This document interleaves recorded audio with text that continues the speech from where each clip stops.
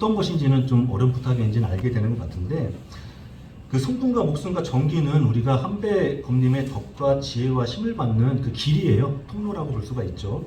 우리의 성품으로 한배검님의 덕을 받고, 목숨으로 지혜를 받고, 정기로 힘을 받는다. 우리의 성품을 통해서 온전히 받은 진성, 그러니까 참된 성품은 삼일신고에는 무선악이라고 되어 있습니다. 착함도 악함도 없다. 그 다음에 우리의 목숨을 통해서 온전히 받은 진명은 무총탁, 맑음도 흐림도 없을 것이다. 정기를 통해서 온전히 받은 진정은 무구박, 후함도 박함도 없을 것이다 라고 삼일신고에 기재되어 있습니다. 그러니까 이게 저도 그렇지만 우리 선도사님이나 종무원자님이나 기타 다른 성직자분들이 하는 강도, 그 다음에 말씀, 그 다음에 어떤 가르침은 이 경전 안에 다 있어요. 여기서 벗어나진 않아요. 벗어날 수도 없고 벗어나지도 않습니다. 그래서 어떤 면에서는 또 하시는 말씀 중에 또 비슷하거나 들은 내용이 중복될 수도 있어요. 근데 그건 어쩔 수가 없어요. 우리가 성직자들이 공부하는 거, 그 다음에 깨우쳐 가는 거, 느끼는 게 다 경전 안에 있기 때문에 그 경전의 말씀은 한배관님 우리에게 주신 말씀이잖아요. 그러니까 거기서 벗어날 수도 없고 벗어나지도 못한다 라는 걸 말씀드리니까 다들 경전을 좀 가까이 하셔가지고 경전 내용을 한두 번 보면 모를 수 있겠지만 또 10번, 20번 보면은 또 내용이 또 이해되는 부분도 있을 것입니다. 저도 경전을 한두 번 봤을 때는 무슨 말인지 잘 몰랐지만 여러 번 보게 되니까 또 알게 되는 면도 있더라고요. 자, 그러면 온전히 받았다는 것은 무슨 뜻일까? 온전히 받았다는 것은 한배관님이 주신 덕과 지혜와 힘을 온전히 받았다는 것이죠. 그러니까 이걸 받게 되면 내 마음대로 내 심기심 가는 대로 행하는 것이 아니라 한배관님의 덕을 받았기 때문에 우리가 행하는 모든 게 온전하다는 것이고, 기운대로 행하는 것이 아니라 지혜를 받았기 때문에 내 몸을 따라 행하는 것이 아니고 한배관의 힘을 받아 온전하다는 것입니다. 우리가 그 아침에, 예전에는 우리 그 선열들이 아침에 경배를 좀 받나 봐요. 그래서 그 고르대영이 작사하신 그 조배식 노래, 아침에 경배 드릴 때 이제 이 노래를 부르고 시작하셨던 것 같은데, 이 한월 노래 중 고르 이국노대영이 작사하신 조배식 노래를 보면은 그 뜻이 잘 나타나 있습니다. 자, 머리를 들어 하늘 땅 사람을 보라, 양심에 부끄러움이 없는지 제 행위 스스로 살펴보고 정의에 어김이 없도록 하라. 이 부분이 좀, 그 다음 부분이 중요한데, 사람은 약하고 어리석으니 한검님 힘으로 도와주시사 언제나 어디서 뭘 하든지 우리가 양심과 정의로 살기합소서. 그러니까 인간은 이렇게 약합니다. 약하니까 한배검님께 의지를 하고 원도를 하고 그 뜻을 헤아리려고 노력을 해야 되는 거죠. 자, 물편지라고 하는 것은 어느 일부분은 한배검님이 주신 덕과 지혜와 힘을 따르게 되지만 또 다른 일부분은 그걸 따르지 않는다. 네, 인전지라고 하는 것은 일부가 아니라 모든 것을 한배관님의 뜻과 덕과 지혜와 힘을 따른다는 것이죠. 그래서 인전지 물편지입니다. 자, 내 마음이 기준이 되어야 선악이 있는 것이지 한배관님의 덕에 따르기 때문에 무선악이다, 선악이 없다. 한배관님의 지혜를 받아서 행하는 것이기 때문에 내 기운대로 살아가는 것이 아니라 지혜를 구하고 지혜를 받아서 살아가는 것입니다. 그렇기 때문에 맑음도 흐림도 없다고 하는 것입니다. 참된 정기는 내 몸에 따라서 행하는 것이 아니라 한배관님께서 주신 힘에 따라서 행하기 때문에 후함도 박함도 없다고 하신 것이죠. 한배관님의 힘을 받아서 행하기 때문에 후함도 박함도 없게 되는 것입니다. 자, 선악이 걸리는 것은 마음이고 결국 마음이고, 선악이 없는 것이 바로 참 성품입니다. 청탁이 갈리는 것은 기운이고 청탁이 없는 것은 참된 목숨인 한배관님의 지혜죠. 후박이 갈리는 것은 내 몸이고 후박이 없는 것은 참된 정기인 한배관님의 힘입니다. 그래서 삼일신고에 무선악은 두루 통하여 막힘이 없다고 하셨고, 무청탁은 다 알아서 미혹함이 없다고 하셨고, 무박은 잘 보존하여 결코 이지러짐이 없다고 하셨습니다.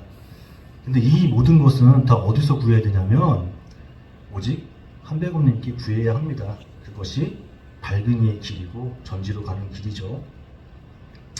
자, 조배식 가사처럼 사람은 항상 약하고 어리석으니 한검님 힘으로 도와주셔야, 즉 사람이라고 하는 존재는 약하고 어리석어서 한백원님이 도움을 주셔서 덕과 지혜와 힘을 구해야만 우리가 살아갈 수 있다는 존재입니다.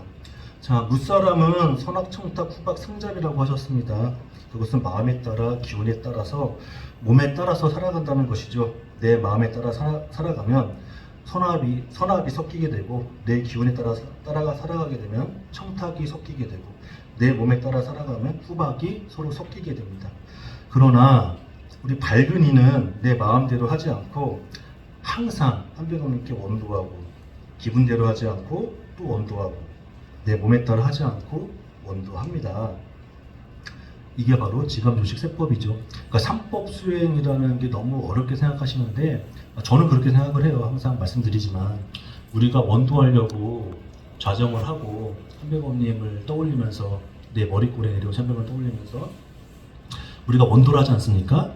그때 저는 자연스럽게 지감조식 금속이 된다고 봐요. 근데 이게 지감조식 금속이 안 되면 내가 한백원님께 원도를 하는 와중에도 자꾸 딴 생각이 들어요. 자꾸 딴 생각이 들고, 좋은 냄새가 나는, 오늘 뭐 맛있는 거 뭐 먹지? 갑자기 원도하다가 이런 생각 들 때도 있고, 그렇게 되는 것이죠. 그래서 그 원도를 생활을 하세요. 생활을 하시면 지감조식 금속이 세법도 생활하는 게 되게 될 것입니다. 이렇게 꾸준하게 매일 한 곳을 향해서 원도하고 한백원님께 모든 것을 구하게 되고, 그 뜻과 힘과 덕과 지혜를 구하게 되는 것을 삼일신고에서는 그것을 일이와행 반망직전이라고 표현하고 있어요. 자, 우리 홍암대종사님께서 미료 말씀을 통해서 역행 삼법하야 선도용량 지정식하라고 하셨습니다. 이 말이 뭐냐면, 세법을 심서 행해서 먼저 육신 물결의 고요함을 가라앉히는 것을 도모하라. 왜? 원도하기 전에 그것을 가장 먼저 해야 된다고 적혀 있죠. 삼일신고 진리운에도 밝은이가 행하는 세법의 첫 번째가 철은 지감조식 금촉이라고 했습니다. 그 지감조식 금촉의 세법이 먼저 선행되지 않으면 안 된다는 것이죠. 이 지감조식 금촉의 세법을 먼저 심서 행하지 않으면 내 마음 가는 대로 할 것이고, 내 기분대로 할 것이고, 내 몸 편한 대로 할 것이기 때문에, 그러면 성기원도가 되고 한백원님을 뵐 수가 없게 되는 것이죠. 자, 우리가 일연이 상국유사를 통해서 호랑이와 곰을 예시로 들면서 쑥과 마늘을 주고 어두운 동굴 속에 들어가서 100일 동안 원도하라고 말씀하셨던 게 바로 이 세법입니다. 어렵죠? 근데 이게 일연이 지은 얘기가 아니에요. 일연이 상국유사를 할 때 그 첫머리에 뭐라고 적혔냐면은 고기에 이르기를 이렇게 많이 적어놨거든요. 그러니까 옛 기록에 의하기를 이렇게 돼 있어요. 그러면 그 상국유사를 쓸 당시에 그 일연이 상국유사를 쓸 당시에는 그 일연이 참고할 만한 옛날 기록들이 아주 많았다는 것이죠. 거기에 이제 뭐 우리 당군에 대한 얘기도 있을 것이고, 호랑이와 곰의 얘기 있을 것이고, 뭐 그런 얘기가 있었을 것입니다. 이처럼 내 신기신대로 하지 않고 한백원님의 덕을 구하는 것, 지혜를 구하는 것, 힘을 구하는 것은 매우 어렵습니다. 힘듭니다. 어려우니 정성을 들이고, 홍암대종사님께서는 어려우니까 심서행해라. 심써야 된다. 너네 그냥 하는 거 아니다라고 얘기하셨죠. 근데 이게 서양 철학에도 비슷한 게 있어요. 제가 그 얼마 전에 유튜브를 보다가 그 배우 박신양 아시죠? 박신양 씨가 이제 그 청년 시절에 러시아에서 유학을 할 때 했던 이 일화를 보고 이거 좀 비슷하다고 서양 철학에서 비슷하다고 생각하시는 게 있어서 소개를 드리려고 하는데, 이 박신양 씨가 러시아 유학 시절에 배도 고프고 돈도 없고 삶이 너무 고통스러워가지고 친분이 있던 교수에게 왜 이렇게 사는 게 힘든가요? 라고 물었다고 합니다. 그러니까 교수는 대답 대신에 시집 한 권을 건네주었는데, 그 시집에는 다음과 같은 문구가 적혀 있었다고 합니다. 자, 당신의 인생이 왜 힘들지 않아야 한다고 생각하십니까? 라고 적혀 있었다고 해요. 이 문구는 삶의 본질에 대한 철학적 질문을 던지는데, 우리가 삶은 굉장히 양가적이죠. 어둠과 빛, 기쁨과 슬픔이 공존하는 와중에 이루어집니다. 존재라는 개념 역시 이와 닮아있죠. 이 문구는 단순히 고통을 피하거나 부정하는 것이 아니라 고난을 삶의 필수적인 일부로 받아들이고 그 안에서 의미를 찾으라는 메시지를 담고 있습니다. 이 질문을 통해서 왜 내 삶이 힘들어야만 하는가라는 원망에서 벗어나 힘든 시간을 어떻게 바라보고 살아갈 것인가 라는 새로운 관점을 발견하게 됩니다. 단순히 고통을 참으라는 말이 아니라 고통을 삶의 필연적이고 가치 있는 일부로 받아들이며 그것을 통해 자신만의 의미를 찾으라는 얘기입니다. 원도하고 그 다음에 경전 보면서 공부하는 거 힘들잖아요. 힘들고 또 여러 선도사님들 보고 여러 교영들 봤을 때 저분들은 어떻게 저렇게 저런 걸 알고 있을까? 나도 빨리 알고 싶은데 좀 핵심 사항만 좀 정리 좀 해주시지, 좀 알려주시지, 정리 좀 해주시 이렇게 생각하시는 게 있는데 그분들 저도 그랬지만 그분들이 그냥 쉽게 어디서 뚝 떨어진 것 같고 쪽지 시험 보듯이 해가지고 그렇게 경전의 내용이라든가 한별원의 말씀을 알게 된 것이 아니잖아요. 아니니까 원래 원도하고 경전 공부하는 거는 힘든 거예요.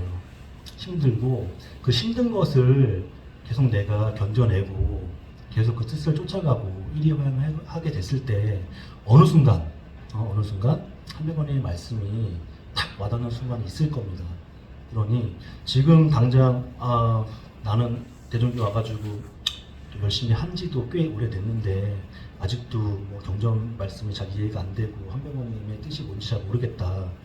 물론 어떤 분은 여기 와가지고 한 1, 2년 했는데 배울 게 없어가지고 더 안 나오겠다고 하시는 분도 계세요. 그런 분도 계셔. 호랑이도 곰한테 쥐고서 못 잡고 나갔잖아요. 사람 못했잖아요. 그러니까 결코 쉬운 건 아니다.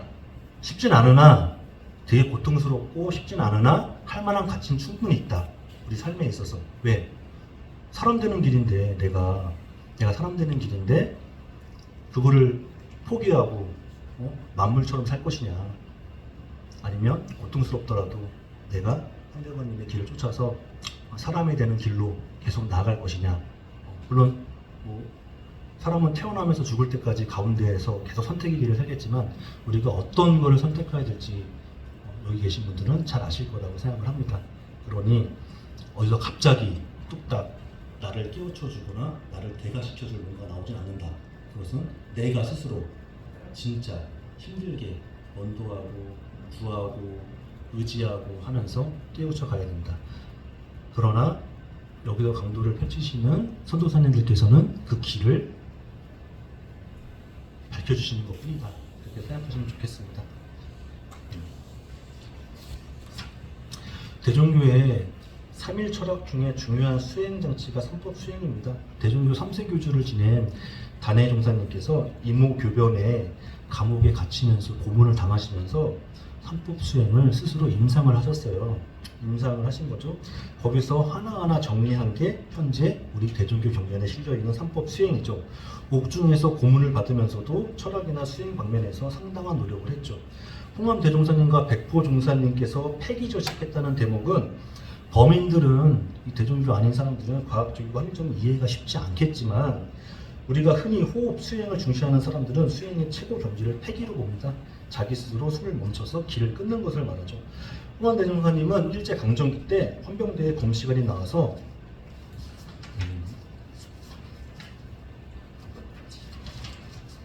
죽음의 원인을 구명하지 못했어요. 근데 이게 저도 그 홍원대 선생님이 처음에 대종교에 왔을 때 홍원대 선생님의 이적을 당시 이제 선도사님이나 이제 사비론사님께서 막 그냥 부두상 얘기해 줬을 때 잘 안 믿었어요. 그럴 수가 있냐. 무슨 전염병을 다 고치고 이신대명했더니 사람 죽었던 사람이 살아나고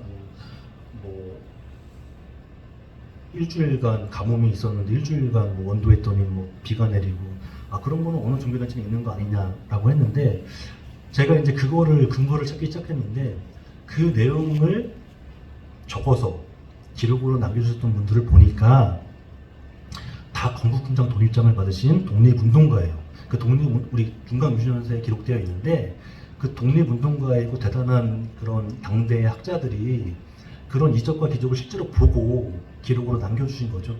그래서 저는 그때 당시에 그게 믿게 됐습니다. 그러니까 왜 그거를 할 수 있냐 보니까 이 삼법 수행의 최고 경지를 할 수 있는 폐기, 길을 스스로 닫는다, 결식, 호흡을 끊는다. 그래서 당시에 헌병 검시관이 와서 성스러운 죽음이라고 표현했죠. 왜냐? 이 대목이 왜 중요하냐면 헌병 검시관은 이 홍원 변호사님의 죽음이 중요해요. 왜냐하면 대종교라고 하는 자기들이 핍박하는 독립운동 단체라고 명시해놨던 이 단체의 교주가 죽었는데 자신들이 어떤 괴롭힘이나 아니면은 어떤 고문이나 어떤 해코지로 인해서 죽은 게 아니라는 것을 반드시 밝혀내야 했었거든요. 근데 그 검시관이 그냥 단 한 줄로 썼어요. 나는 이분이 어떻게 돌아가는지 도저히 모르겠다. 이거는 가히 성스러운 죽음이다. 이렇게